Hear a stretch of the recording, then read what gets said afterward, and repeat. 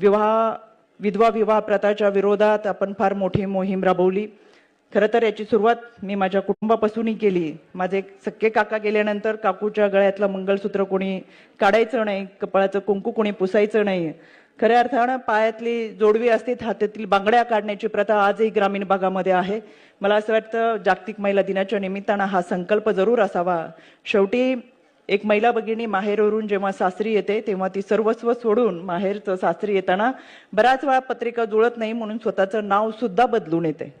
स्वतःचं नाव बदलते, वडिलांच्या नावाच्या जागी नवऱ्याचं नाव लागतं, आडनाव बदलतं, सासरचं आडनाव लागतं आणि उंबरठा ओलडून ती जेव्हा सासरी येते तेव्हा निशांत स्वतःला बदलत दुसऱ्या क्षणाला त्या घरात आपलेपणाने प्रत्येकाला ते घरटं जपता यावं हा तिचा प्रामाणिकपणे प्रयत्न असतो.